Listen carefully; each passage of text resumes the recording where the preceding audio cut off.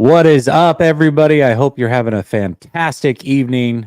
So much to talk about tonight with training camp day 2 in the books. I'll be there in just a few days. Cannot wait. But Trent Williams made it official. It is a holdout. They put him on the non-injured reserve list, which means he's not counting against their roster spot and is holding out. We're going to talk about that. We're going to talk a little bit about the other offensive line battles.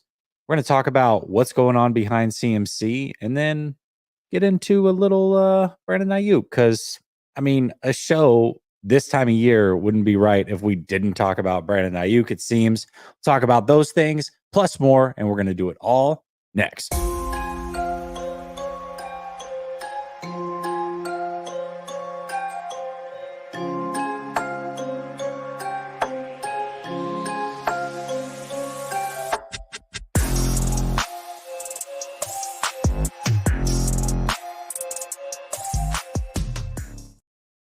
All right. Welcome back to Last Second Sports, where we are giving you our take down to the last second. And it's Thursday night. It's been a while, but I got my guy Marco Martinez in the building. What's up, Marco? What up, bro? How's it going?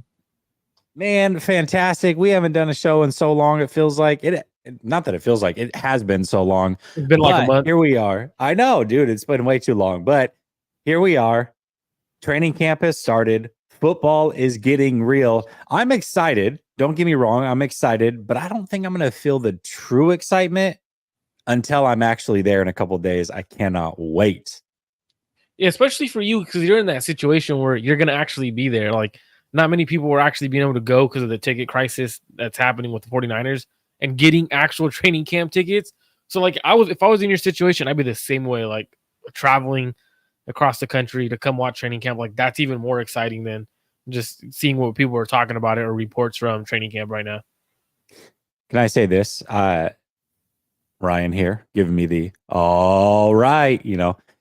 I was in Oregon for 3 weeks. Most people know. My family members were asking me to do like the intro. Hey, give us the intro to the show. I'm like, no way. Oh, I'm not doing that. Like, it's so awkward. First of all, I'm not just like, I felt used, actually. I felt low-key used, Marco. That's the word for it. It was a little strange. Did you do it, though? No, I'm not doing it. I did do it. I did it for one person. That's my funny. Sister-in-law. Yeah, it was nice. She's probably watching right now, actually. But that's what's pretty iconic, though. Like, right? Like, that intro is iconic, where everyone knows when they hear, all right, like, they hear you say it. Like, they know they know that Last Second Sports is on, and that's when it's time to tune in. So it's great to hear it, man. It's not. I'll say this: the more iconic one is 100% the.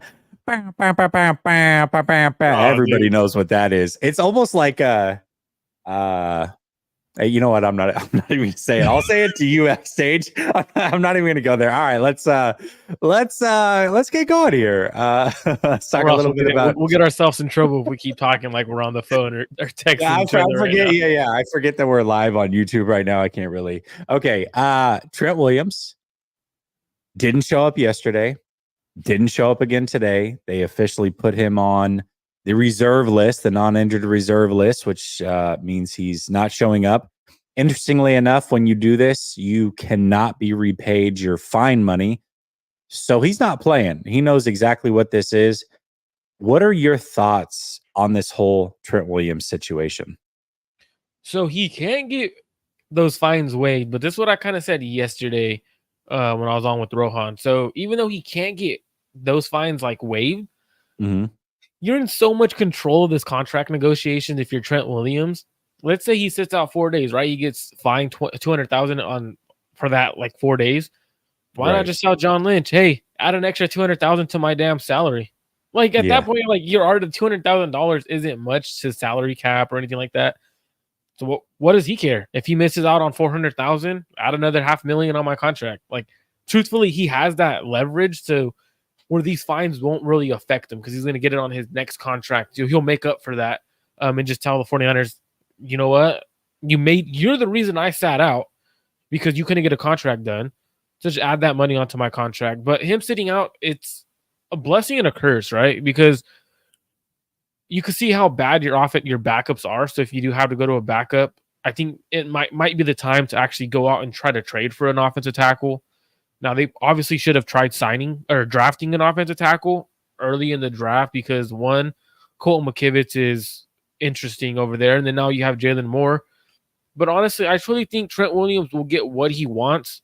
I know a lot of people have talked about, and specifically Grant has brought up the will he retire conversation, right? Like if he feels like the Niners are going to be disrespectful and they don't want to pay him, well, Trent Williams is like, all right, I'm retiring. Like I don't want to play for another team. I wanted to play for this team because I know we have a chance. You don't want to pay me. I'm just going to retire. And if he does do that, the Niners are SOL. Like they are in trouble. Like they probably won't make the playoffs, Jesse. If they don't have Trent Williams, they will not make the playoffs, and that's a guarantee. I will guarantee the Niners don't make the playoffs if they don't have him.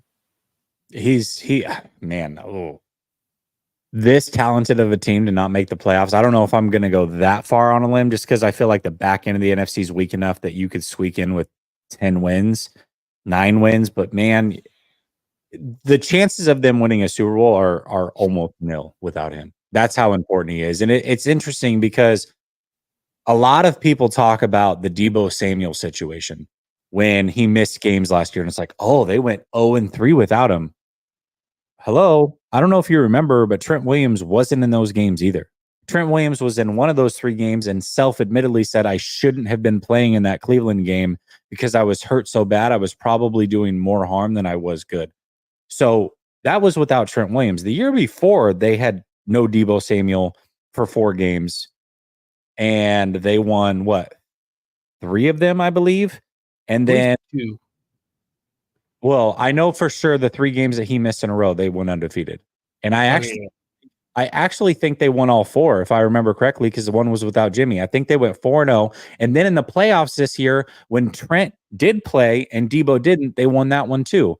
So really, they're 5-3 without Deebo, and the 3 losses are without Trent. So that's a Trent stat, not a Deebo stat, if we're just keeping it a buck. So yes, he is that important to this team. And man, the fact that they didn't draft an offensive lineman is so much worse for them right now because they should have been looking at this situation regardless, trying to build up a player behind Trent Williams. And now that they didn't do that, it puts them really behind the 8 ball. They have no choice but to play Trent Williams. The leverage that they have for Ayuk that everybody keeps talking about, oh, they have all the leverage. They have zero leverage, Trent Williams, because he can retire, and they don't have anybody that's good enough. Jalen Moore should have been a guard the whole time. That's what they drafted him to be. He is not a tackle. He is not a good tackle. He is a turnstile. It would be all bad if Trent Williams doesn't play. So he has all the leverage right now, all of it. And what's crazy is like during the draft time, like, right, like I like to watch a lot of film on college athletes and stuff like that. They had the opportunity to go get Kingsley. He was right there. They let the Chiefs get him, and he might end up starting for the Chiefs. Now, if you had a guy who's young, and I know I've had this conversation with a few people on Twitter recently, like, oh, he wouldn't even be starting anyways once Trent is back. Well, yeah, that's most likely true. But the quality of those reps that player would be receiving right now in this moment, because either way, I think Trent would still have sat out because he wants to pay. Like either way, like he doesn't really bother him if there's a rookie offensive tackle. He knows that guy's not going to start, right? So for him, he still would have sat out. That player gets quality reps.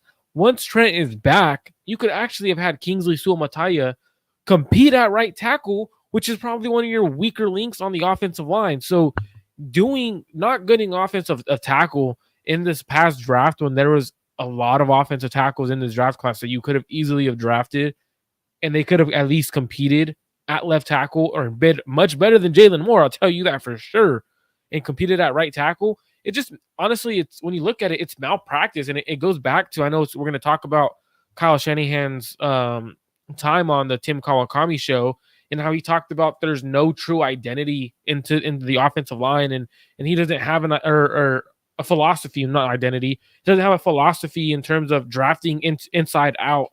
Like that's a really bad conversation when now you have Trent Williams. And if you would have drafted inside out, if Trent Williams does decide to retire at this point, or he does decide, so you know what, I'm going to take the entire camp off. Like my body's been hurting. I'm going to take the camp off. You don't have to worry about that. You can at least see what your offensive line looks like with no Trent. That O-line sucks, bro. We heard Nick Bosa, 3 sacks on Jalen Moore. Yetur Gross-Matos made Jalen Moore look funny. Like, come on now. Yetur Gross-Matos ain't that good of a edge rusher to make you look funny. Like, that to me, it's really bad, man. And I know I'm emphasizing this, but this is truly the 49ers' fault for how they drafted, in my opinion. Now, we both agree that a deal is going to get done. Like, he's going to be on the team and all. So it's not like doom and gloom from the standpoint that he's not going to be there. But this does highlight the fact that you probably should have gone tackle first or second round. They didn't do that. It was an offensive line rich draft, which is even more of a head scratcher. And now you're in this situation. And my biggest thing was I always wanted them to draft somebody while Trent was here. Like, if Trent retires next year and they draft a replacement, okay, I still feel like it's a year late, because having Trent here to mentor, I think, is so crucial for a young player. And I think it makes a lot more sense. I mean, you tell me your thoughts as a fan, but when I look at it just with my fan glasses, redshirting a offensive tackle, I can stomach a lot more than redshirting a 24-year-old wide receiver that you took in round 1. Oh, 100%. I could stomach that, because it's a more important position to keep Brock Purdy healthy. Like, we know Brock Purdy has that injury that he's dealt with before in the past. Now, you don't want him to go down. But even when let's say, right, we both agree the deal's getting done, right? So let's say year 2, 3, Trent has in 25 and 2026, there's guaranteed money there. But after this year, even though he did a 5-year extension or whatever, let's say 4-year extension, and there's money guaranteed in that second and third year, you're going to get screwed on money that cap-wise, because even if he does a restructure of the contract to a retirement contract, you can't get that money back because it's already guaranteed. So realistically is you put yourself in a very tough situation where you're going to be you could possibly pay Trent Williams to not be on your team after he retires if he decides to hang him up after the season, and you don't have anyone to replace him who got to learn from him. Learning from one of the best offensive tackles would have been huge. We talk about how important that is for young quarterbacks to sit behind, for example, Aaron Rodgers or whatever quarterback you want to talk about. And you can see it on the field. So why wouldn't it make sense for them to do that for an offensive tackle? To me, doesn't make sense. And I agree. I would much rather an offensive tackle sit for a year than having Ricky Pearsall sit for a year and not be your true number 1 receiver. Yeah, I think the other thing too is they set the precedence with CMC already, right? Who is probably your second most valuable player on offense behind the quarterback position, right? It's Trent Williams, CMC. As far as making Brock Purdy's job easiest, those are the 2 most important. So when you look at that, and one of them quietly went about his business, didn't show up to OTAs, and got that extension that he was looking for. I mean, here you go. Trent knows, like, you just did it with him. Now you have to do it with me. But even then too, though, like, let's take a look at it from outside of a fan perspective, outside of someone who analyzes the Niners, right? Let's look at it from an NFL perspective, Jesse. You have 2 players who are holding out, holding in, however you want to consider it, because of contract situations. These are 2 of your star players. How does that look for other players who are going to become free agents next year when the Niners have 39 free agents, right? So you're going to most likely sign 2 or 3 free agents who might start or might be crucial to your rotation in the depth wise. How do they look at it? Like, their star players don't get. I just came off my rookie contract, and their star players don't like to get that 3rd deal. They don't like to do that for them. It looks bad. Like, it truly looks like you're not treating your star players the right way. Same thing with Dallas, right? Like, we could talk about Dallas, like how Niner fans are laughing at Dallas because they're not paying none of their players. That's how people are looking at the 49ers right now when it comes to Trent Williams and Brandon Ayuk. That's just how I'm looking at it right now from outside of a 49er perspective and NFL perspective. Yeah, for me, I mean, I think pads day, which is Monday next week, I think is when they put on pads, something like that. Monday, Tuesday. That's when I'll be looking for guys like Ayuk, Trent Williams. You know, these non-pad days, you're kind of just running around, whatever. Once they put on the pads, that's when it's super, super crucial that I think you try to get those guys in there. And then they should be done I think both should be done by the end of the weekend. I hope so, man. Brother Boss says, at least you're not late. Iconic. Ha ha ha, Marco. Me being late, is that iconic? Is that what you're trying to say? I'm confused. I don't like what you're doing, Brother Bob. Quite frankly, I'm offended. All right. Let's talk about O-line competition outside of Trent Williams, because we know there's no competition at that spot when he's playing.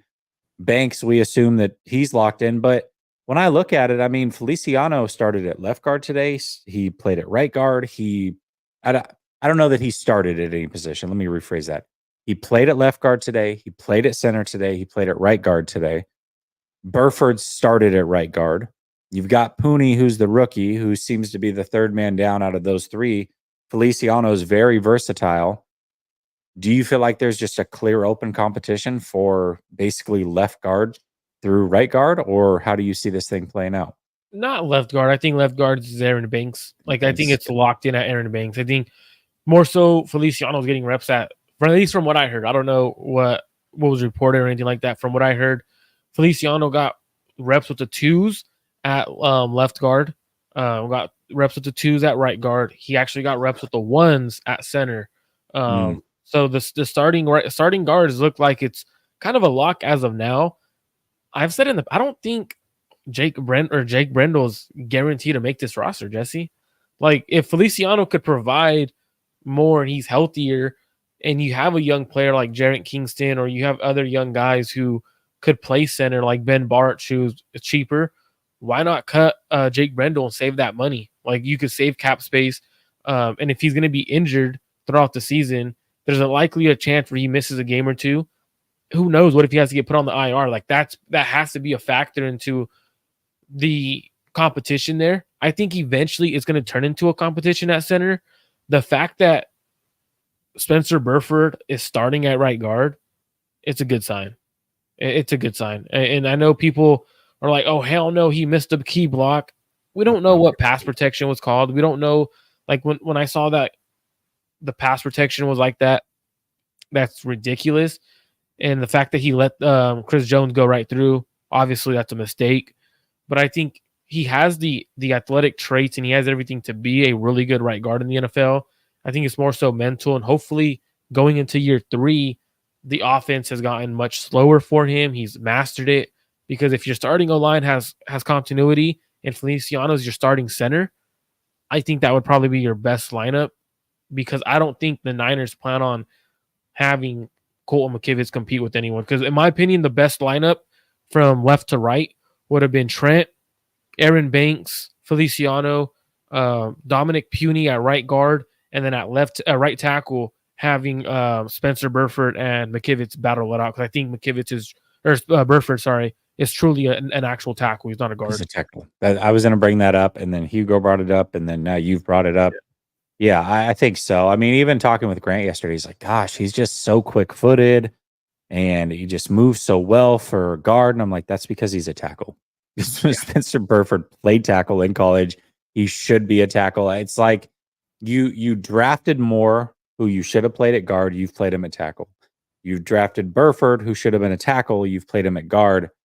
I don't know. Their whole philosophy with offensive line is really, really frustrating. Now, they don't have a philosophy, Jesse. Kyle Shanahan told us this. But listen, exactly. But here's the thing. People now, when they're winning, right, and getting close to Super Bowls, everybody's like, oh, you're just nitpicking. You're just always complaining. Da, da, da, da. But the moment that, like, I was just trying to think when you were talking, if Trent Williams were to retire after this year, say he plays this year, you draft his replacement. There's no guarantee. First of all, that guy might be awful. That guy might be really good, but it may take a while. Let's say you're getting a league average tackle at that spot.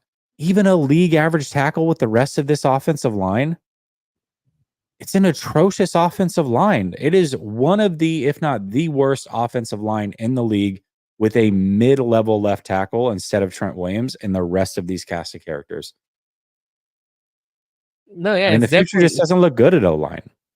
It's a concern, man. Like, the Niners don't, and I think this is something, the O-line competition that we have right now with how awful it is, and it's just, there's no true competition. Like, it's not a competition that you're like, hey, there's a lot. There's those two good guys there at that right tackle, or there's two good guys at right guard who are extremely good. And if one of them wins, we have a really good player there.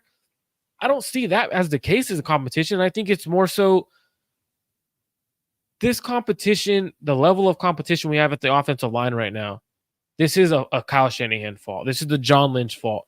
And then Kyle kind of mentioned it on that Tim Kawakami show, like that. Then like that quote just keeps coming to me. No true philosophy on drafting offensive linemen, or there's no philosophy of drafting inside and out. But then when Kyle Shanahan and John Lynch were hired, one of their biggest philosophies that they sold to the fan base was building the trenches. They've built the trenches. Yeah, they sure did on the defensive side of the ball, never on the offensive side of the ball. That's for sure. Yeah, and it's been glaring all season, all off season though too, Marco, because we heard the offensive line coach Forrester say, "Oh no, I mean if there's a guy who touches the ball, we as a team we prioritize that over offensive line." It's like, oh, okay, cool. Meanwhile, you've got the GOAT quarterback sitting here on every show he goes on. Yeah, man, offensive line is the most important thing in the world. Yeah. I mean, you show me a good offensive line, I'm going to show you a team that's competing. Oh, you show me a team without a good offensive line, then you better be great at every other position if you want any shot at winning, which the 49ers luckily are pretty much that. It's like, even then, it's just not enough, man, because you look at teams that can dominate you in the trenches, and the rest of it doesn't matter. The rest of it does not matter if you can't win in the trenches consistently, whether that is stopping the run, running the ball, protecting your quarterback, getting after the quarterback, all of that. You have to be able to win in the trenches. And they've done a fantastic job over the years of having the philosophy of building through the trenches on the defensive line. They've completely neglected the offensive line at times, and it's starting to show. And without Trent Williams, it is a problem. And even if Trent Williams signs, or he's going to sign, when he signs, he is. You're still going to miss probably 2 or 3 games a year with him, because that's just what he's always done. And those are almost guaranteed losses if you're playing a halfway decent team. It's almost a guaranteed loss. Yeah, because honestly, when you look at the offensive line as a defensive perspective, right? Like if I see that their left tackle isn't good, he struggles, and the right side of the offensive line isn't there, teams are like, you know what? Let's stack the box, force them to actually run the ball. Like, we'll stop running the ball and actually get rid of CMC. Then you start blitzing, and that's when it becomes a really big issue for the offensive line. Them having to pick up stunts that normally Jalen Moore isn't in to actually get those reps. Very concerning when it comes to the offensive line. But you mentioned something that I want to talk about, because I don't know if it kind of matches in with the offensive line competition, and how the O-line looked against the defense running the ball. Day one, they were having their way. Obviously, there's no pad, so this conversation, you take it with a grain of salt. Like, don't take it like Bible when we're talking about the run defense and offense. But day one, they ran the ball at will on the defense, like at will, and they didn't have Christian McCaffrey. Day two comes around, and they struggled to run the ball. They had a couple of nice runs. The best run came from Jordan Mason. What does that tell you regarding the offensive line or the defensive line in terms of day one, they ran the ball at will, and then day two, they couldn't run the ball, and they had Christian McCaffrey in the backfield? I mean, and the only difference, just right before you go, the only difference defensively that I was aware of was for the starting unit. Leonard Floyd didn't go. And Gross Matos was that edge. Well, I'll say this. I mean, I love Leonard Floyd, and Gross Matos, at least from a Carolina Panther fan perspective, they couldn't have been happier to get rid of him. But if I'm just looking at base downs and his body type, I think he might be better to play first down, better suited, and then bring in Floyd for down 2, 3, what have you. So maybe there's something to that. Maybe it's just, hey, we've seen you for a day, and now we can go. Brindell also didn't start, so maybe there's some of that going in there. But I think the fact that we're talking about how bad this offensive line is. No, but Brendel was in there though. You said Brendel was there. Was he in there? I thought you were saying Feliciano started. No. So Feliciano ended up getting reps at the center position for one period. I don't know what period it Okay, was. okay. Yeah. Okay. So he wasn't. It Okay. wasn't like where he That's completely fair. didn't play practice. Okay, that's fair. But the fact that we all know this offensive line is not great, especially without Trent Williams, and that they could dominate in the run game, that's a little concerning. But again, let's wait till pads are on. Really, when pads are on, everything changes or can change. So I'm curious to see, but I don't want to let things happen in training camp this year and for us to blow them off. Because I'm just giving you the real perspective of this is the pulse I have on 49er fans. And maybe I'm wrong, but there was so much quarterback talk last year. Okay. And even when Lance was traded, you had people, not people, I'm not going to talk about it. You had Grant reporting on what's happening at training camp, just being honest, letting people know, hey, Brock Purdy's throwing a lot of interceptions. He was concerned about it, or at least he brought it up as a concern. People blew it off. They blew it off. They blew it off. And ultimately, they were right because Brock Purdy played fantastic. And that wasn't an issue in the season. However, there were a lot of things in a small sample size that when I look back on training camp, the 5 days I was there, that really held true throughout the season. They struggled at times to stop the run. Certain players that we had real high hopes on didn't do a lot during that period. They didn't do anything during the season. You had a player and Taco Charlton come off of his couch and was the best defensive pass rusher they had. Remember, Bosa was out at this time, was the best defensive pass rusher they had. And at the time, we got excited like, oh, Taco Charlton, this might be a good pickup. You know what was crazy? Really? Sorry to cut you off. You know what was crazy? Yeah. Fans really thought, and this was hilarious because I thought it was fool's gold, but fans really thought that the defensive line coach, Chris Kasarik, was such a great coach that he could magically, after one practice, fix Taco Charlton. Like, that was crazy. No. But in hindsight, what that was actually telling us was two things. One, the offensive line without Trent Williams on the edges was atrocious. That held true. And there was not a viable option opposite of Bosa to rush the passer if Taco Charlton was your best guy. So those things held true. So I don't want things to happen during this training camp and act as if they mean nothing, because not everything means nothing. Like, certainly we talk about the quarterback thing. Yes, that meant nothing, but that doesn't mean that everything else meant nothing, because a lot of it did mean something and it showed true all season. So the things that are happening day by day, I really want to kind of hold until the end of training camp and rehash them and see what holds true through the regular season, because a lot of it did hold true. So I think it's extremely important that when these things are happening, that we don't poo-poo and say, oh, it's just practice, it doesn't mean anything. That's not true. That's simply not true. And since you're going to be there, this is what I pay attention to the run defense, because I think so. Last year, I said run defense was going to be an issue.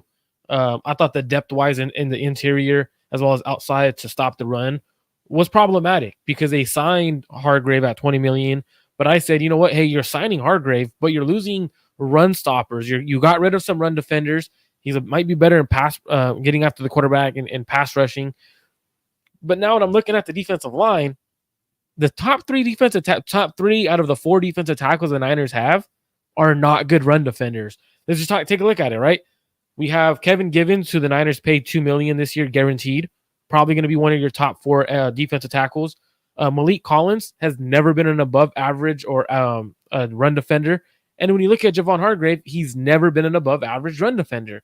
3 out of your top 4 defensive tackles, which Jordan Elliott, the defensive tackle they signed from the Browns, is a run defender.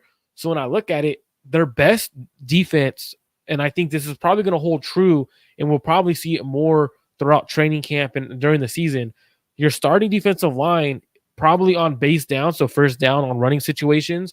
Bosa, obviously Hargrave, Jordan Elliott, and Yetur Gross-Matos. I think that's the best defensive line to stop the run. And even then, you can't have those guys playing every single situation, because in my opinion, Yetur Gross-Matos affects the pass rushing situation outside, and so does Jordan Elliott inside. So if I see that as an offensive coordinator and I see that, hey, you know what? Every first down, this is the unit that's on, I'm going hard play action and I'm throwing the ball. So the Niners have a little issue along the defensive line because they got a lot of pass rushers inside who have a little bit of versatility outside. So pay attention to that for me, Jesse, because I think that's going to be a concern come regular season. I will. And KB's toys, I started that whole thing off, and maybe you weren't here, so I'll give you the benefit of the doubt, saying they're not even in pads yet. I don't gleam a lot until pads are on. But what I don't want to happen is for training camp to come and go, and for us not to pay attention to everything that's happening and kind of store that in our memory banks, because there is a lot that happened during training camp last year that held true through the season. That's all I'm saying. Don't poo-poo everything as if it means nothing because it's practice, because it's just simply not true. That being said, until they are in pads, I'm not worrying or stressing or trying to overblow the situation. We'll see what happens when they're in pads, but it does all matter. Before we move to the next segment, I know you brought up the interceptions that we talked about last year, and I thought it was interesting from day one of camp. And I know we're kind of like talking about camp, and we have like little segments we actually want to talk about. Did you take anything from, or am I overreacting to what Brock Purdy said regarding training camp? So last year, I was very firm. Like, I thought interceptions, like in training camp, obviously they don't matter at all. But like, they kind of carry over into the regular season with some players. So I was kind of concerned about that. But Brock Purdy went on about how he practices in training camp. And I'm going to read a quote. And the way I took it was, I heard what you heard, I think, but go ahead. So he ended up saying it's talking about how he practices. It's about being efficient, making the right decisions over and over again, trying to be not trying to be a superhero and make all these different kinds of throws. That's not how we're coached. That's not how we win games here. We are going to practice how we play and how we try to win. Last year, there are some throws you try out in camp that may go well and might not. Some things this year, same thing this year, but overall, how can I be the most efficient quarterback in practice so that when we get to the game situations, nothing changes? My mindset is not different. I want to play how I practice. So when some of these interceptions happen, right, and he's throwing, let's say he does throw into double coverage, are we able to take that as a concern? Because Brock literally told us how I practice is how I want to play, efficient. Now, obviously, you want to see some tight window throws that may lead to an interception here and there because you're trying new things. Or are the interceptions not talkable? Because I think it's a point where if you talk about the interceptions with context, I think it weighs a lot in terms of what's actually really going on. Yeah, I mean, I heard exactly that too. And I was like, well, that's really interesting, because a lot of the talk last year was, oh, it's practice. This is when you're trying to make the mistakes, seeing what you can get away with. But Brock kind of put a kibosh on that and was like, no, this is, you practice how you want to play type of thing. I'm definitely not just winging it out here, seeing what I can get away with. That's not the way that I practice. So I do find that interesting. Here's what I would say, though. I think what happened last year was real with the interceptions, but I also think a lot of that was him trying to work through that arm injury, right?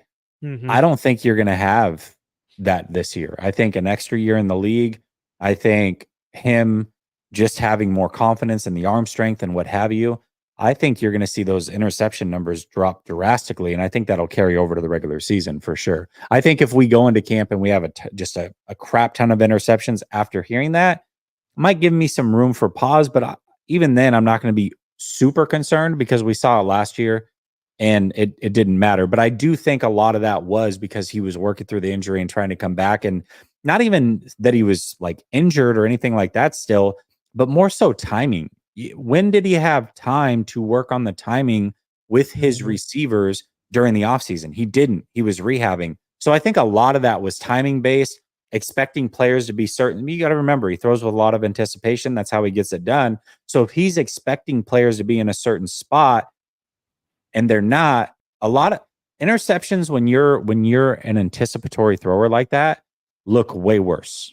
And what I mean by that is, when you expect a player to be in a spot and you throw it directly into the chest of a DB, it's like, what the hell are you looking at? He's not looking. He's expecting his player to be somewhere. And if the player is not there, a lot of the times those interceptions are on the receiver, not the quarterback. And maybe a lot of that was happening in camp as well. So I expect that he has a much stronger camp this year. I really do. You know, that's kind of like how you explained it was perfect. That's kind of how I took it in the sense of last year it wasn't a concern. This year it won't be a concern, but at the same time, like when the quarterback comes out and says, no, how I practice is how I want to play. So like if he comes out and he starts throwing pick after pick after pick after pick, and it's a huge like every day 2 picks a day, then that's where I'm like, all right, hold up. There's something that you're not either seeing or the receivers. It could also be where, hey, you know what? The receivers just aren't good in it at all, and that's where he ends up needing Brandon Ayuk, right? Like so, like there's kind of a little where it could be him, but it's also most likely is his receivers, and I think that's what it was last year. I think a lot of it though too is you don't have to be concerned about it, right? After the season he had last year and the way he's played, I wouldn't expect anybody to be concerned if he's throwing a lot of picks. But what you can't say is, well, it's just practice. He's seeing what he can get away with. Because that was like the go-to line last year, and that clearly was not the case because he's just said it wasn't the case. So Harris says, I don't understand what more does Trent want? He wants guaranteed money. Right now, if he were to get injured today and the 49ers cut him, he would get no guaranteed money. He wants money guaranteed to protect himself against injury. And he also probably wants more money than what is allotted to him this year, which is around 20 million, when he knows that if he was on the open market for a season, he would be worth closer to 30. So those are the two things that he wants at this point. And probably a ring. Brother Bob says, doesn't matter. We have Kyle Levy, thus we're good. All right. Shady Luke, Eagles fan, says, I think the players are just fine. The only thing I'd really worry or question would be the new defensive coordinator. Yeah, I mean, one thing we've seen with all the defensive coordinators, we bag on Wilks, or a lot of people bag on Wilks, but you look at times throughout the first year of all these defensive coordinators, whether it was Saleh, even into 2019, people are wanting to get him fired. D'Amico Ryan's year one, people wanted to fire him. Obviously, last year they wanted Wilks fired, and that ended up happening. There's going to most likely be a time throughout this year where you're looking at Sorensen and you're going to want him fired. I guess what I would say is, because it's happened so often, we have to be patient. And they're also, what else are they going to do? So, yeah, I'm sure there's going to be times where he's in a struggle. All right. Let's talk a little bit about Jordan Mason, who my biggest issue with last year, talk about things that happened at training camp that held true, where I felt like he didn't know his assignments a lot of the time, especially in the passing game, Marco. Multiple times, didn't matter who the quarterback was. I saw it with Sam, I saw it with Trey, and I saw it with Brock, where he was the running back. He would come out of the backfield and he would have a choice route. He would choose to cut in, quarterback was throwing out. He would choose to cut out, quarterback was throwing in. And so at that point, you realize, okay, this is on Jordan Mason. He's not understanding the leverage of the defense or exactly what his assignments are. And then there were some conversations about pass blocking as well. Him not getting on the field last year wasn't from a lack of talent as a running back when he has the football in his hands, but it was from up there. Exactly. Early on, still very early, but it sounds like a lot of that has already been fixed, at least from a pass catching standpoint. Sounds like he's getting open pretty frequently. He's catching some balls, and he's probably running the right routes if that's happening. What do you expect from Jordan Mason this year? Because it is a very crowded running back room. Running back too. Been saying this from the end of last season. Jordan Mason's running back too. And if he's not, there's major concern in terms of how are you not developing a runner who could do what he can do, right? Like, what are you working on with him throughout the offseason and everything? Like, what are his assignments? And I think one of the biggest things that a lot of people don't understand is running backs, receivers, tight ends, they have to understand coverages. They have to understand what a defense is in, pre-snap and post-snap. And I think that's more so what Jordan Mason's issue is not understanding what coverages defenses were in. A lot of times it takes players a little bit longer at the NFL level. Hopefully he's understanding and he's mastered what coverages the defense is in. Hopefully he understands when a blitz is coming. And he may be actually talking to Brock about it. Hey, Brock, what are you seeing? Like, can you please tell me what you saw on this kind of stuff? Like, his Brock seems like a guy who's willing to coach you at every level of the offense. And he's truly a leader, man. That's one thing I've learned about Brock, is he's truly a leader. So I think being next to Brock Purdy is going to definitely be pretty cool to see. When I'm watching Jordan Mason, the fact that he could average 5 to 6 yards a carry, knowing that in the defense knows you're not throwing the ball with him because he struggles in pass protection and he struggles route running, that's crazy. The fact that he also got the nod from Christian McCaffrey. Christian McCaffrey called him a closer last year, referred to him like, oh, Mariano Rivera. This year's like, no, he could pitch. He could pitch all game, every inning. That to me shows the development of Jordan Mason. And with, man, no one talks about it, but Bobby Turner as a running back coach, that's credit to him, man. Because if you're getting a player to be able to turn into a complete back like that, kudos to him. I expect Jordan Mason to be the running back too. It allows you to keep Christian McCaffrey healthy throughout the season. And I think that's the most important thing. We started seeing Christian McCaffrey not necessarily slow down, but he was banged up, man. Like when you're banged up, you slow down. But when you're such a freak of nature like Christian McCaffrey, you don't technically slow down, right? Yeah, I mean he had the hip thing for a while. He battled through, and credit to him for doing so. But it would be nice if you could spell him a little bit. Kyle Shanahan talked about it. He's talked about it.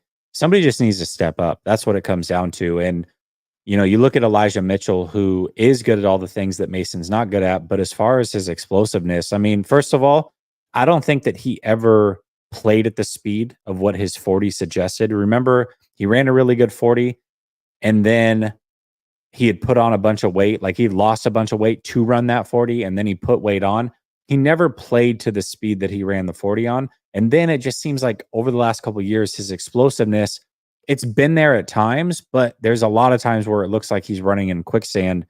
And I think a lot of that is because of the punishment he took in his first couple of years in the league. So somebody has to step up in order for CMC to come off the field.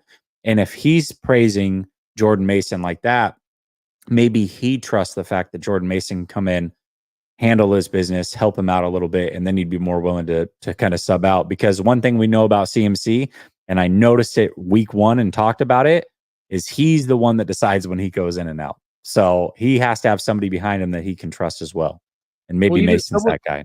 I think KB Toy Stores brought it up earlier. You kind of got that feeling from him during the press conference in a way. Like he didn't like being on a pitch count. Like he felt like I need to just go. Like this is bothering me. And I thought that was something that was pretty interesting because he, towards the end of the press conference, you could kind of feel like that. I don't like being on a pitch count. Just let me go. I know how to take care of my body. Very interesting. But you're right. Like it's when Christian McCaffrey decides he wants to take a break, that's what's going to happen. And I think if I'm Kyle, because I know Kyle's talked about it before, like, oh, I need to do a better job. Our coaching staff needs to do a better job of getting him out the game and not having him in the game every rep. I think, hey, you know what? Have Bobby Turner rotate them. Like, hey, you know what? These are my top 3 backs. You and Kyle come together with that and just truly have Bobby Turner. Hey, I know it's a crucial situation, but you're going to have to rely during the regular season. You're going to have to rely on Jordan Mason if he's truly your number 2 back in certain situations. Even if it's third down, you have to do what you got to do to get Christian McCaffrey off the field, because the key to this season isn't about winning every regular season game. It's about winning a Super Bowl. You've gotten there every year, or the past couple of years. You've had the opportunity to get there. You got there last year. You're trying to get there again. And the only way you win the Super Bowl is with 100% Christian McCaffrey. Yeah, most certainly. Before I get to this comment and the super chat, I do want to remind you that today's show is brought to you by Underdog Fantasy. Sign up with Underdog Fantasy today using the promo code LSS in the link in the description. You'll get up to $250 in cash. And you also will get, can't call it a free pick, call it a special pick, but it's almost about as much of a guarantee as possible. I'll give you an example. If you sign up today, you will get either LeBron James or Joker. If they score 1 point in the Olympics in their first game, you win. So it's about as close to a free space and bingo as you can get. You can play fantasy football, best ball. You can play 2-man leagues to 12-man leagues. You can do more or less, whatever it is you want to do. Underdog has you covered.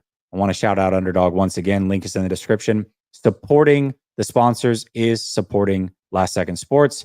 All right, let's get to this comment real quick. KB Toys says, so it's obvious, Jesse, at this point that Trent's going to hold out until he gets some type of guaranteed money.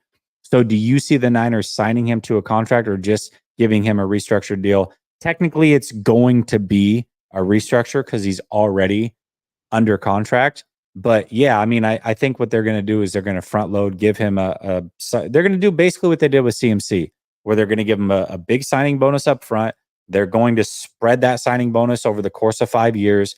He'll retire in 2, and then they'll have to pay a bunch of money when he retires because they owe it against the books. So that's how it'll most likely work. Yeah, so like you'll put that with the restructure. What you're doing is you're putting that guaranteed money into those years. So if you're to go back and you go to Spot Rack or whatever, and you look at Christian McCaffrey's deals, you can see the restructured proration, and like that's where the signing bonus proration right there. Those are the new guaranteed monies into that contract. So that's kind of how I understood it. And it's definitely interesting because Trent. So like technically right now, if Brandon Ayuk or Trent Williams play, since they don't have guaranteed money, I don't know if you guys watched the show called Receiver, right? What happens is I believe Devontae Adams talked about it a little bit on the show. I could be mistaken, or it could be me actually having a conversation with other people.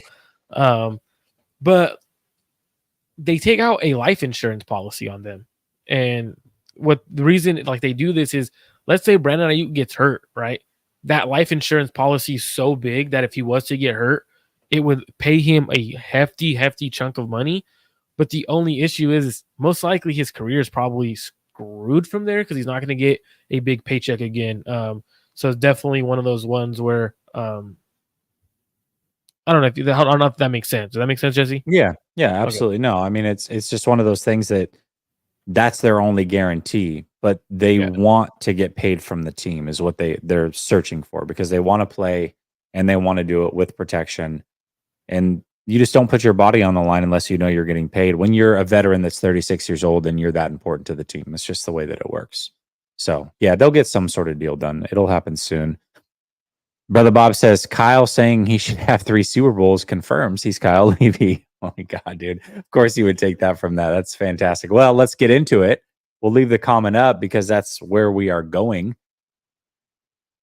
So Kyle had the podcast with Tim Kawakami, which is a great podcast every year. Seriously, Tim, stop blocking everybody on Twitter. I've never interacted with you. One time I asked a question when I was first starting, and it was a legitimate question. It wasn't snarky or nothing, and you blocked me. You block everybody. You have awesome stuff that you put out into the ether, and so many more people would consume it if you just didn't block them. But I digress. He said, Kyle Shanahan said that not only does he believe that they should have 2 rings, but they should have 3 rings by his count. Okay. As Brother Bob says here, that confirms he's 0 for 3, which is Kyle Levy. I'm not going to go that far, but man, what the heck? When I heard that, Jesse, it kind of bothered me, like a lot.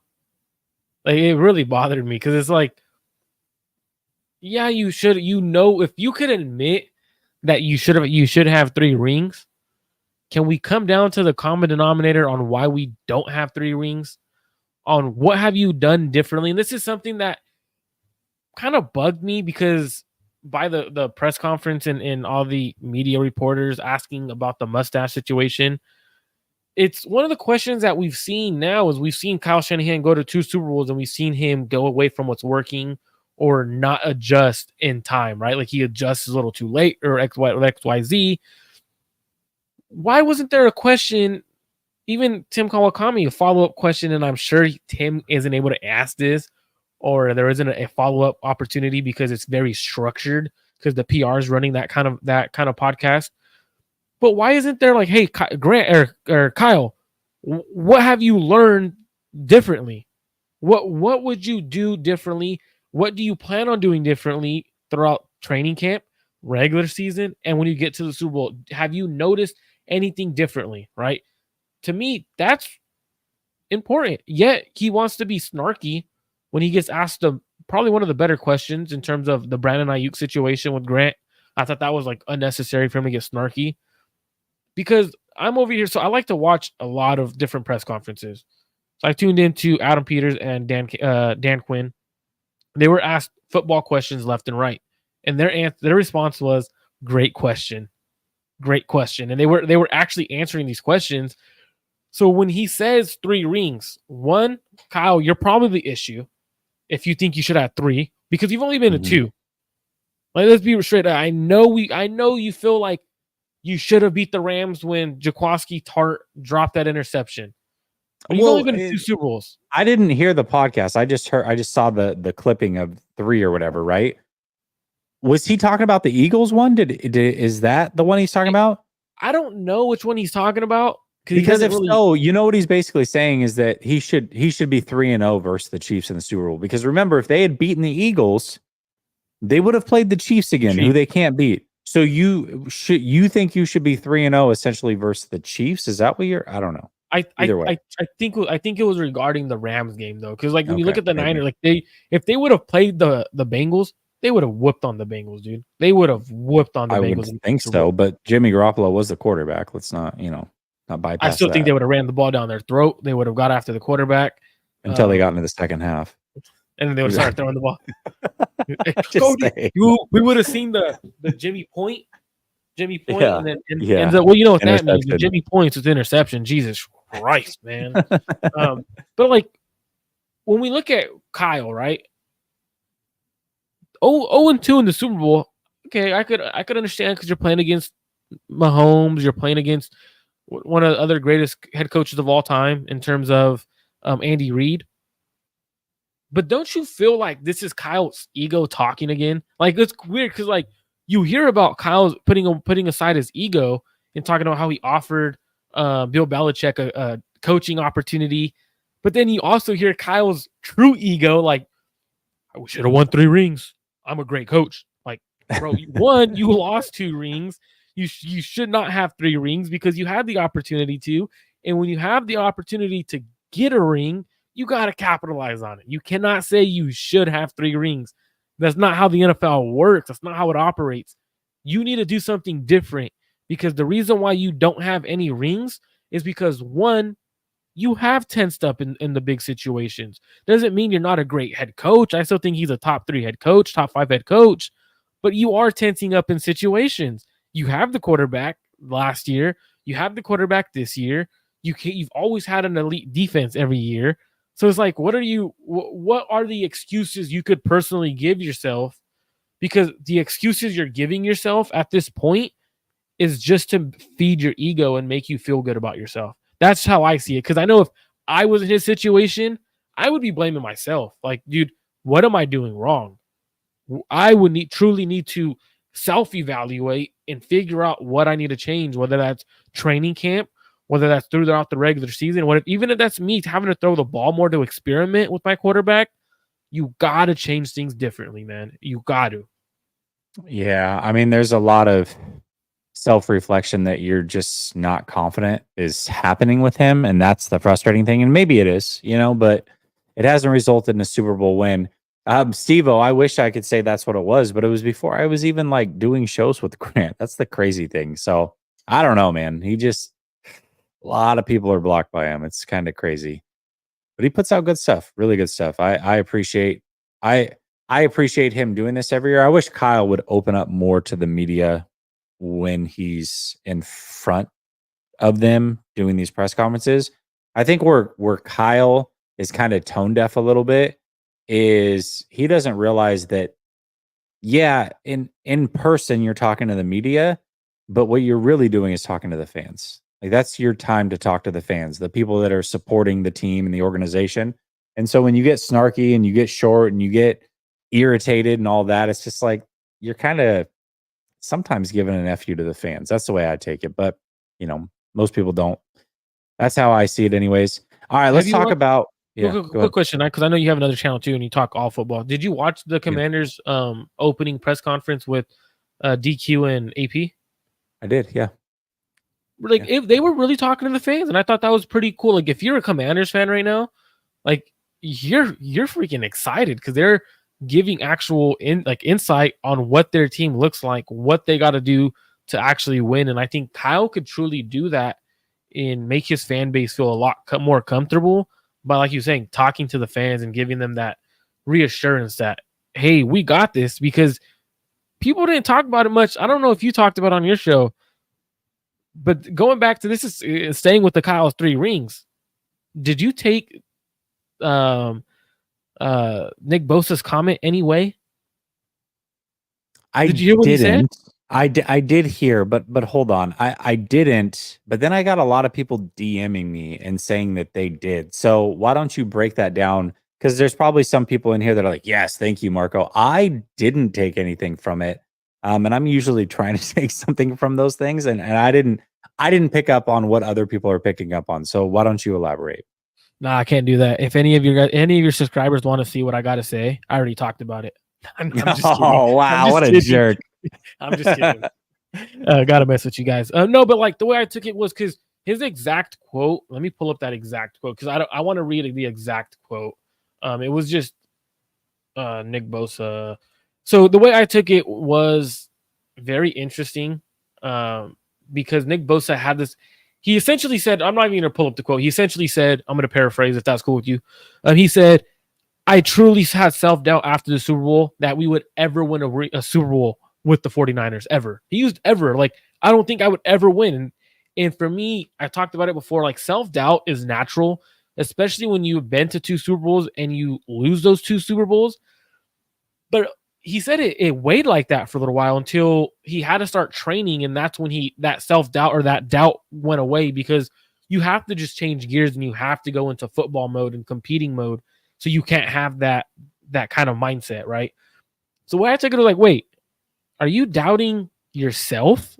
Are you doubting Kyle Shanahan? Are you doubting your core of the core of the roster? What are you truly doubting and saying that I don't think we'll ever win a Super Bowl? Because that's truly a bad look when one of your best players, if not your best player, says, after the Super Bowl we lost, there was a good period of time that I felt like I would never ever win a Super Bowl with the 49ers. To me, I don't know if it's because about Kyle. I don't know if it's about the core, but there's something there that when he said this, again, a follow-up question. Can someone just ask a follow-up question? What were you doubting? Is it self-doubt? Is it doubting the roster? Is it doubting the head coaching staff? That is an absolute killer of a follow-up question. Like, that is the perfect opportunity to ask a follow-up question. So for me, when I took it, I'm like, is he saying, if he thought this, Jesse, he's not the only one on the team that thought this. He's not the only one that said, I don't know if I'll ever win a Super Bowl. Kittle might have thought this. We probably thought Fred Warner probably might have. Like, key players are thinking this. Who are they doubting, or what are they doubting? And I think that needs to be answered. And it's definitely going to be very interesting. If he comes to the podium next, someone needs to ask that follow-up. Hey, like, I barely caught it. I saw that you said you had self-doubt that you would ever win a Super Bowl with the 49ers. What were you actually doubting? Elaborate on that. Elaborate on that, because this is an actual key situation. Is Kyle losing the locker room? Yeah, I don't know if that's the case, but I mean, thank God that they asked about his mustache and another Steph Sanchez question. And Steph's great. This is not a shot at Steph. I want to be clear because people run with things. I request things from her all the time, but dude, he was asked about it all last year. Like, can we avoid that question and maybe ask a follow-up question to something real that we probably should know the answer to? It's just, this is the kiss ass stuff that happens. And if you go watch other press conferences, and the reason that I did watch other press conferences because you talked about it in the text thread, so I started watching other press conferences. Other teams, other coaches don't get these patsy questions for the most part. They don't get these layups. They get drilled. They get follow-ups. They get questions that if frankly was asked to Kyle, he would blow his gasket, I'm sure. Well, but here it's like, no, let's talk about his mustache. Like, nobody cares about his mustache. I don't care. I had to give kudos to the Dallas media, and I know most media members aren't usually fans of that team, so this is why I actually gave kudos to them. dude, they ripped the Joneses. Like, Oh, yeah. if you go, they ripped them. I was like, dude, thank goodness. Some of the questions that they asked, I'm like, I'm surprised PR let you guys even ask that. And that wasn't something like about the Jerry Jones situation, the legal situation he has going on. When they asked about that, I'm like, the PR team didn't tell you guys you could not ask that. Like I've been in a media room like where with The Cardinals Grant here's the funny thing is the Grant questions seem so off base and so unfair because of the comparison of the garbage that is asked day in and day out. If you inserted Grant into Dallas or Philly or New York or most of these teams, he would look mild. He would look, it'd be like, wow, dude, you can ask a real question around here? Yeah. Like, he would look super toned down to a lot of these people. Grant is nothing. And fans get so frustrated with it. It's like, my God, man, you really want to hear about the mustache in 3 different ways? That is what you're tuning into a press conference for. You can't tell me that when you opened up your app to watch on YouTube and listen to Kyle Shanahan that you wanted to hear about his fucking mustache. You can't sell me on that. There's no way that you as a fan, that's what you were looking to hear. But that's what you got. And then when somebody asks not even a tough question, it wasn't even anything hard or anything like that. It was just, hey, what makes you confident that you're going to get the Ayuk done deal? You were very confident in the Deebo Samuel situation. You got it done. Do you feel that way here? Oh, I mean, Kyle dunked on him. So let's talk about that. And what a stupid question. Let's go back to the mustache. It's like, dude, get out of here. Nobody wants to hear that. I don't care who you are. You don't care. You don't. Yeah, I've been in those situations where when I was covering Stanford, having to ask David Shaw, like, how does he feel about this possibly being his last ever college coaching game here at Stanford facility? And his response, like, to be honest, like I got a shitty response, but like it's my first season covering, and I was like asked that. So it's like, dude, all these guys have been there forever. You're not gonna lose your media badge. Like, we have people that let's keep 100% real. We have people with media badges who should not be in media. They've been fired by the Bay Area radio stations who are actually covering. So like, you're not going to get your press credentials revoked. So like, that's where I'm like, come on, just ask a question. Stop giving them meatballs. Yeah, I mean, yeah, I could go a million different ways with that. I actually think Larry asked really good questions. Larry did ask good questions. He did ask good questions. I'm not gonna lie. He did. He even did. What was it during OTAs maybe or whatever it was, where he asked CMC about the fumble in the Super Bowl? Like, that's a really good. It's a tough question, but it's not an out of bounds question. It's not an unfair question. It's just a good, serious, tough question. I love that. I think that's exactly what it should be. And I think what Grant asked was a serious, tough question that is totally in bounds. Totally in bounds. He wasn't, you know what I mean? Some of this other stuff is absolutely crazy. Crazy. Roger says Grant keeps it 100. Jimmy G looked good in camp. Oh, geez, all right. All right, let's talk about this Ayuk situation. Well, there was a lot said. I mean, there was some pretty shade thrown in here, but I want to stick to the Ayuk portion of this first.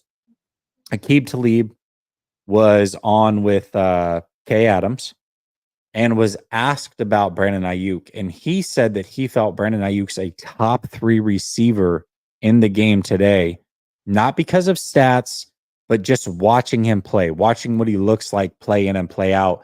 And I think 3's a bit high. Like, I've done the list and I have him borderline 10, but I think that goes to show you that at the very least, Aqib Talib is looking at somebody like Brandon Ayuk and going, man, in my prime, that's a tough cover. And I respect that. This is a really, really good player. I just thought that was really cool that he gave that much praise to Brandon Ayuk. Now we'll talk about the other bit in a minute, which was not high praise at all, but that he gave that high praise to Brandon Ayuk. First of all, what were your thoughts on that? And roughly, where do you have Brandon Ayuk? I don't need a whole list, but just roughly where you at? I thought it was interesting because when how do I word this?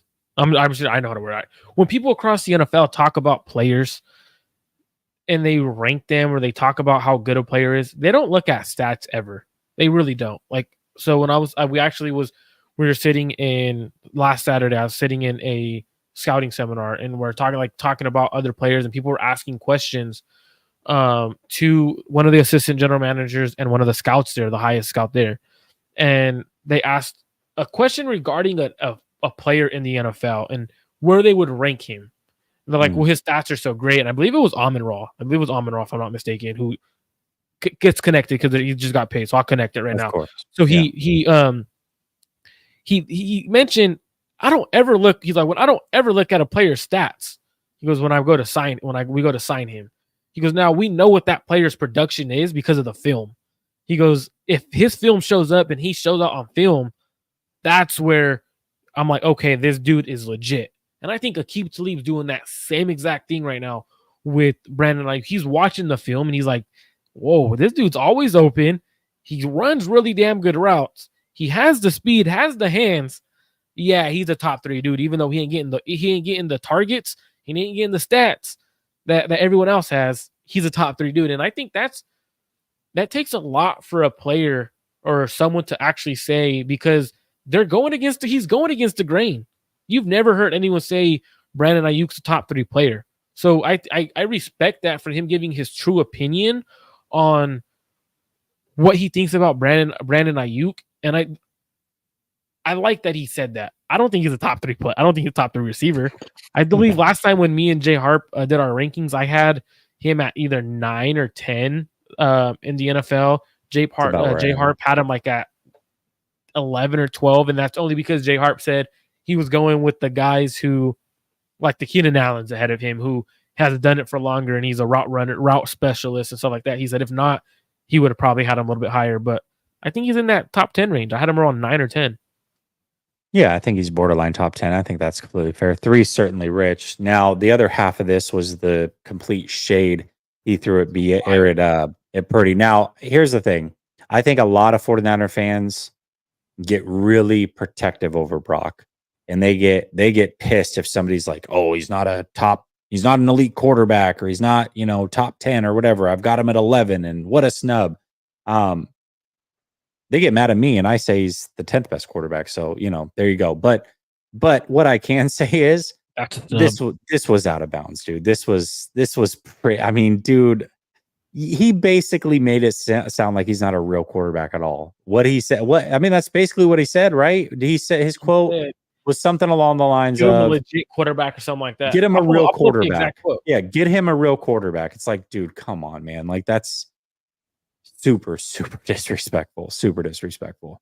Now, Aqib Talib was a great player in his own right. He say whatever you want. That was a bit over top because he's a good quarterback. He's a starting level quarterback at the very least. No matter how poorly you think of Brock, he's a starting level quarterback.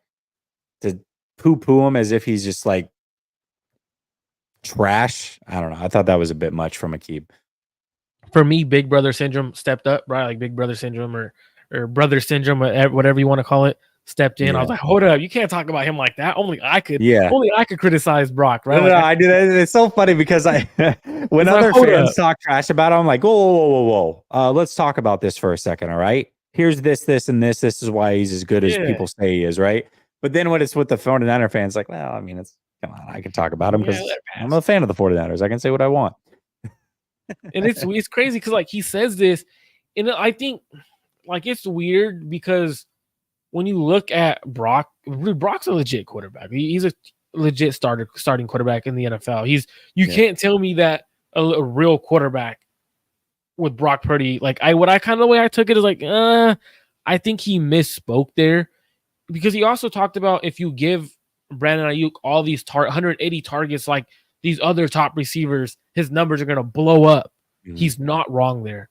I truly think if you're force feeding him like a true number one, I think he's going to have better numbers and he's going to have stats within the CD Lambs and those kind of guys who are hitting who's a really bad starting quarterback in this league? Like somebody that's starting caliber but is just not good. Tua. Tua. Or But not even Tua. Let's go worse than Tua. Let's go. Will Levis, he's starting. Okay, Will Levis. Okay, great. Let's go with that. Still young. I'll give him a chance, but for now, not great, right? Let's take Will Levis. And if you had him throwing to Ayuk 180 times, all right, versus Brock Purdy, who we agree, even at worst case scenario, is a top 15 quarterback in the league, okay? Versus Brock Purdy throwing to him 110 times or 116 times or whatever that number was. It was a low number. 108, I don't remember. Something like that. Of course, the receiver getting 180 targets from Will Levis, who's not near as good, is still better than the receiver getting 108 from a high caliber quarterback in this league. It just is. You're going to put up more numbers. So, if Brandon Ayuk was in another offense and was getting all those targets, regardless of where it's coming from, he would put up astronomical numbers. I do believe that. I do believe that. But the reason he's not isn't a limitation of what Brock Purdy's doing. It's a limitation within the offense because there are so many weapons, because they are playing from ahead, so they don't have to throw a lot in the fourth quarter. And quite frankly, Kyle Shanahan's a run-first coach. That's the limitations. The limitations of Ayuk is not because of Brock Purdy solely, especially. So, but maybe Aqib Talib does think that this is a Brock Purdy issue and why they're not throwing it more, right? Maybe he thinks that Kyle Shanahan doesn't trust him or he doesn't believe in Purdy enough to throw the ball that many times, right?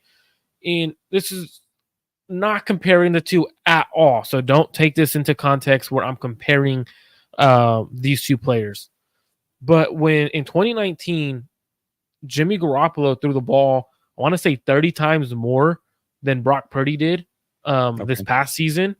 Brock Purdy's much, much better than him, than Jimmy Garoppolo. Both offenses averaged 29 points per game. Jimmy Garoppolo had a 16-game season at that time. So you're throwing the ball 30 more times in a one-game less season than Brock Purdy did. I don't think. Well, but Brock played 16 games in that last game. Yeah, he did play. Yeah, so you can look at it that way. But it's like still 30 less times than Jimmy Garoppolo in a 16-game season. Bro, he's much better than Jimmy Garoppolo. Like, and it's you can't argue that he's not better than Jimmy Garoppolo. Like, he's much, much better than Jimmy Garoppolo. So maybe put the ball in his hands more, Kyle, and trust him a little bit more and throw the ball a little bit more. I think maybe that's what the Aqib Talib should have elaborated on. Where do you see Brock's not a real quarterback from? Is it because he has all these weapons around him? Because if that's the case, your argument's not valid. Because even though he has all these weapons, he's making throws, he's making reads that high-level quarterbacks make. And if that's the case, then let's talk about other quarterbacks around the NFL who have high level of receivers. Let's talk about, for example, Jalen Hurts, a really good tight end, really good running backs. He's had a really good receiver, two really good receivers. Let's talk about that. People won't talk about him as not being a real quarterback, right? So, like, I don't know. I thought Aqib Talib was right in terms of give Ayuk more targets and you're going to get better stats. Sure. You're going to have them in the range of the top dudes and talked about. So that's kind of where I saw it. I like when I look at CeeDee Lamb, I don't look at CeeDee Lamb and look at a guy who's much better, if at all better than Ayuk, just being real. I mean, I think you can put Ayuk on Dallas and he would put up similar numbers to what CeeDee Lamb got. But if you put CeeDee Lamb over here, I don't know that he could do what Brandon Ayuk does from a blocking aspect, from consistently getting open over the middle, because Ayuk wins with the route running, right? Like CeeDee Lamb's probably a little bit better at the catch point, going up and tracking balls and what have you. But in this offense, you got to get open. You got to be on time. You got to be precise in your route running. Also, CeeDee Lamb, a lot of the times was getting favorable matchups because they were moving him to the slot. They were putting him on the move a lot, moving him into the slot. Ayuk's not, man. He's lining up outside against the number one corner time and time again and winning that way. So I don't know, man. I also don't have CeeDee Lamb in my top 5. I think that I think Brandon Ayuk is every bit as good as him. That's just me personally, and I don't care what the numbers say. And I personally think if you put Brandon Ayuk in that Cowboys offense is better with Brandon Ayuk in it because of the fact Could that be. he doesn't need 180 targets to make an impact. He doesn't need that. Like, you could take away CeeDee Lamb from a game if you truly wanted to. Like, if he's not getting the ball, he's taken away. Like, you're not force feeding him. And so that's kind of how I see it. And I know I see a lot of people in the comments like, well, the 49ers have CMC. The 49ers have CMC. Well, last year's 49ers ran the ball 499 times with the entire running back room. That's including quarterbacks running. Christian McCaffrey had 272 rush attempts. 2019, the 49ers ran the ball. You know how many times, Jesse? Take a guess. 500. I don't know. 498. So it's really? Okay. Yeah. So it's literally there's not much difference. They still running the ball, but why have Jimmy throw the ball more? They had a better defense in 2019. You didn't have to throw. I don't know. That's just kind of what I'm looking at. And I'm just looking at numbers, not comparing the quarterbacks at all. Just how many times they've thrown the ball and how many times the Niners ran the ball. 2019 and 2023, both offenses averaged 29 points per game. So that's where I'm looking at it.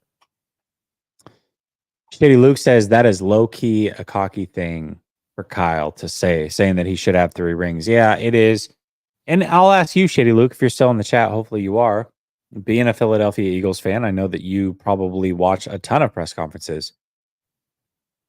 Do you think that the 49ers media can hold a candle to Philadelphia's media as far as that goes? I mean, do you think there's a lot of really tough questions that are asked in Philly? Because when I've watched, I feel like there are some pretty tough questions at times. I don't necessarily get that from 49ers media. If we're being honest, Kyle Shanahan is probably fired if he's Philly's head coach, and he had. If we're being honest, yeah, because you're probably the media right. Media would have been like, "You're the reason for not winning a Super Bowl." He probably would have took it a certain way. The organization would have noticed that. He probably would have been fired. If we're being honest, because Philly's media is ruthless. Ruthless. Yeah, it is ruthless. It is ruthless. It is. Shady Luke says BA is so good. You really gotta watch the film. It's like when people tell me that Trevor Lawrence is overrated, and I'm like, watch the film, bro. He had a ton of drop, insane TD passes. And it's not just the drops, because people will go look at raw numbers. It wasn't just the drops for Lawrence. It's when you're watching, receivers were catching the ball. It goes down as an incompletion and not a drop, but they couldn't keep their feet in bounds. They had no awareness when they were anywhere near the back of the end zone, the side of the end zone. He would throw a laser, and then it's like, how are you out of bounds? You easily could have gotten 3-4 feet in. Yeah, it's insane. Shady Luke answers the question. You didn't have to super chat, bro. I'd have found it. I appreciate you, though. He says, our media is 150% worse. Our media and fans hold the team and coaches accountable. That's the other thing. Shady Luke, you've watched me for a while. How am I compared to some of the content creators over in Philly land? I bet you I'm pretty low key, and a lot of people are like, you're just always complaining. It's just never good enough for you. I bet you I'd be mild over there. So check this out. So I was actually, people think all I do is talk shit about the Niners. I actually had someone hit me up to actually have to go cover another team. They're like, hey, dude, make your podcast fully covering said team. They're like, you would be the best content creator they have, because you're not hard on you're not that hard. You try to see things certain ways. I'm like, yeah, but that means I gotta like cover that team. I don't even like I don't like that team. That team sucks. Yeah. But yeah. I was like, wow, that's interesting. It was actually the Eagles, which was funny about it, because it was actually the Eagles. It was one of the guys who's like, I could write for him and everything like that. I was like, yeah, no. I was like, I cannot stand the Eagles, bro. That's funny though. And it's just the way it is. I mean, we get used to things a certain way. It's like, man, you don't have that in other medias or other fan bases or content creators or whatever. Yeah, it was Eagles and Browns are the two teams that he was trying to convince me to cover. And I was like, yeah, no. I was like, not doing it. Yeah, I mean, could you imagine being a Browns fan? Oh God, dude, the heartache and agony of being a man. Shady Luke says, you're meaner than some of our people, similar to you, to be honest. The big media people are the enemies for us. Elliot Shore Parks got D-Jax in the doghouse. All right, fair enough. So he says, I'm similar, meaner than, or some of our, okay. I think a couple of your guys are pretty low key. Like they came from like chat sports and stuff, and they're pretty nice. But you do have some crazy content creators over there that I've reached out to, and they go pretty ham too. So I've seen them. That's funny. So I'm on par. Good. I like that. I like that I hold the 49ers accountable more so than our media does. That's great. All right, y'all. Listen, appreciate y'all very much. The next time you see me for sure will be from Santa Clara training camp. I'll be there Monday, Tuesday, Wednesday. They have an off day Thursday, and I will be there Friday before I make it back to Tampa. Marco, as always, thank you so much for joining me on these Thursdays. Chat, thank you so much for supporting. I'll be back soon.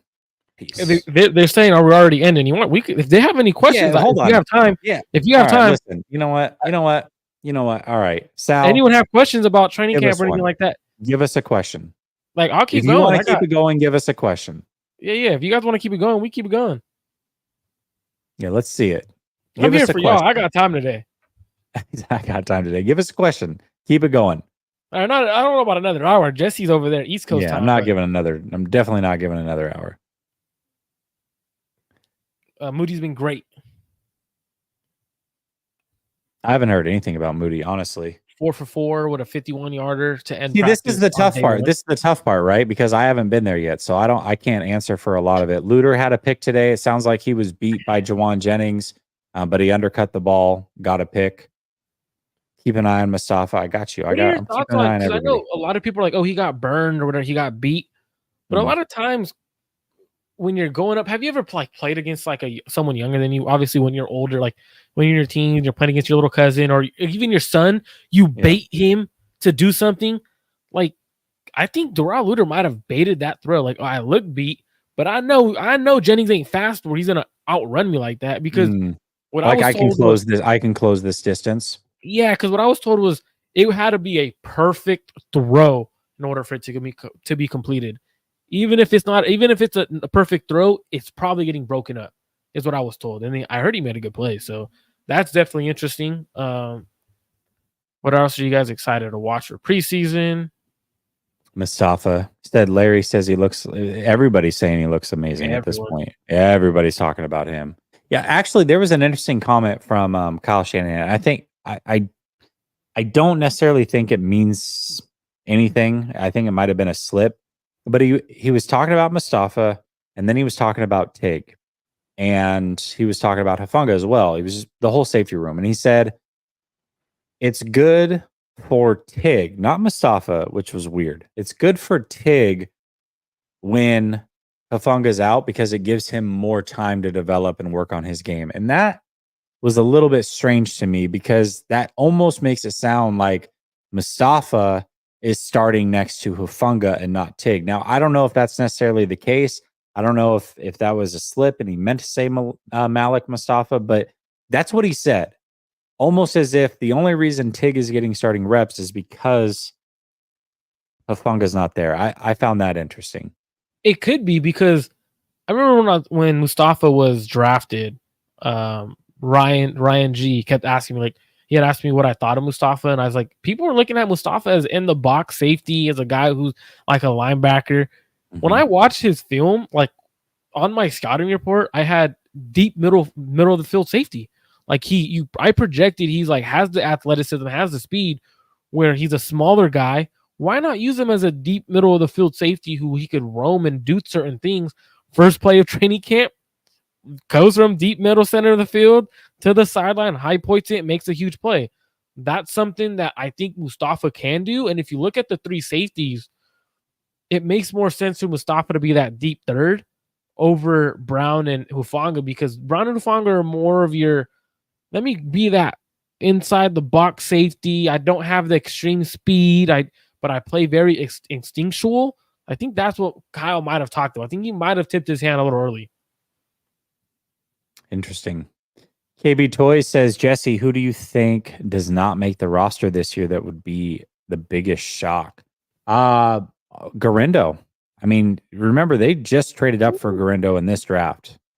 I don't know that he's good enough to make this roster. Now, one thing that he might luck out on with this hamstring thing is he might be able to be this year's Cam Latu, where he makes it by default because they can just IR him. But I don't know, man. I don't know if he's good enough. And having a hamstring injury and then working through that, falling behind as far as is playing time and all that, I could just see a situation where he doesn't make the team, and that would be unfortunate because they did trade up to go get him. Do you have anybody? That question only says Jesse, not Jesse. Yeah, right. Perfect. Not. I think Jake Brendel. I think Jake Brendel. Again, like that injury. If that injury starts to linger, do you have to cut him? Stuff like that. Like that's how I see it. Especially if Feliciano can play center. If you believe in Ben Barch as a backup center, you save. I believe it's $4 million on it. I would say Jake Brendel. Sal says, do you think the offense takes a drop if Ayuk gets paid? Which offensive player is the victim of Ayuk's contract? No, I don't think the offense will this year, but certainly somebody's going to be the most obvious answer is Debo, but it won't happen this year. It would be next year. It would be next year.